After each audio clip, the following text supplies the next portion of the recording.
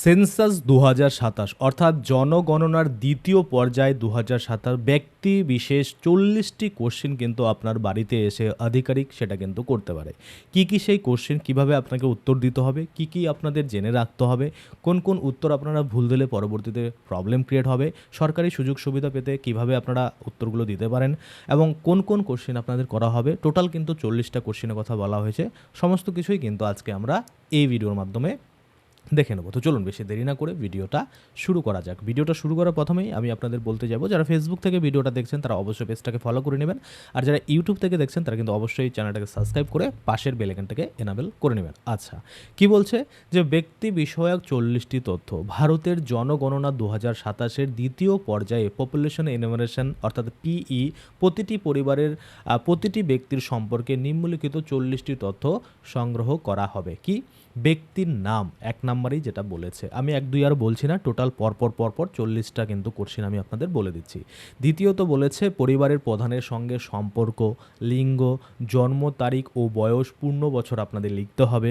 বর্তমান বৈবাহিক অবস্থা কি রয়েছে, বিবাহের সময় বয়স কত ছিল, স্বামী বা স্ত্রীর নাম কি রয়েছে, ঘোষিত জাতীয়তা কি রয়েছে, ধর্ম কি রয়েছে, তপশিলি জাতি তপশিলি উপজাতি রয়েছে কি না, তারপর পিতার বিবরণ, মাতার বিবরণ, প্রতিবন্ধকতা রয়েছে কি না, মাতৃভাষা ও জানা অন্যান্য ভাষা, সাক্ষরতা ও ডিজিটাল সাক্ষরতার অবস্থা, শিক্ষা প্রতিষ্ঠানে উপস্থিতির অবস্থা, জাতি কি বলছে অর্জিত সর্বোচ্চ শিক্ষাগত যোগ্যতা কি রয়েছে এবং বিভাগ বা বিষয় কি রয়েছে।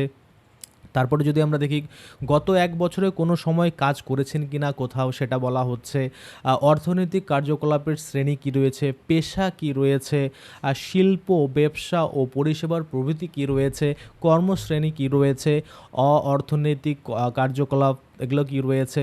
তারপরে আরও নানা রকমের এরকম অনেক রকমের কোশ্চেন কিন্তু রয়েছে, যার মধ্যে কর্মস্থলে যাতায়াত আপনি কিভাবে করেন, জন্মস্থান কোথায় রয়েছে, সর্বশেষ বসবাসের স্থান কি রয়েছে, অভিবাসনের কারণ কি রয়েছে, তারপরে সর্বশেষ অধিবাসনের পর থেকে এই গ্রাম বা শহরে বসবাসের সময়কাল কত রয়েছে, তারপরে স্থায়ী আবাসিক ঠিকানা কি রয়েছে, বর্তমানে জীবিত সন্তানের সংখ্যা কত রয়েছে, সেগুলো কিন্তু আপনাদের ঠিকঠাকভাবে দিতে হবে। তারপরে বর্তমানে জীবিত সন্তানের সংখ্যার সাথে সাথে আপনার কোনো সন্তান মারা গিয়েছিল কিনা সেই তথ্য। তারপরে আমরা দেখতে পাচ্ছি গত ১ বছরে জীবিত জন্ম নেওয়া সন্তানের সংখ্যা কি রয়েছে। তারপরে আমরা দেখতে পাচ্ছি কোভিড-১৯ টিকাকরণ আপনাদের সম্পূর্ণ হয়েছে কি না সেটা দিতে হবে।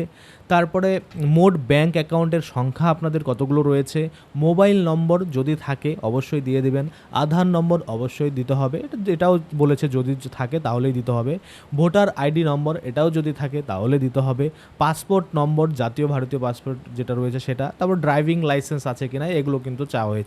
তো এই হচ্ছে টোটাল ৪০টি কোশ্চেন। এই ৪০টি কোশ্চেন কিন্তু আপনাদের আধিকারিক করা হতে পারে এবং এটার হ্যাঁ না উত্তর দিয়ে আপনি কিন্তু এগিয়ে যেতে পারবেন।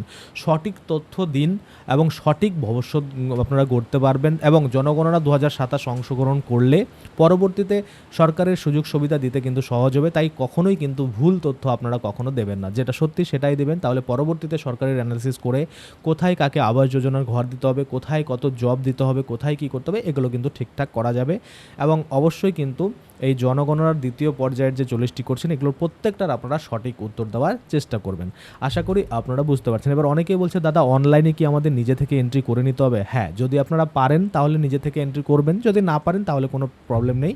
আপনাদের যে আধিকারিক আসবে, ইনোমিনেটর আসবে, উনিই কিন্তু আপনাদের যে তথ্য সেটা কিন্তু নোট করে নিয়ে যাবে এবং তারাই কিন্তু আপলোড করে দেবে। আশা করি আপনারা বুঝতে পারছেন। যদি কোনো রকম সমস্যা থাকে অবশ্যই কমেন্টে জানাবেন। তো আজকের জন্য ভিডিওটা এখানে শেষ করছি। ধন্যবাদ।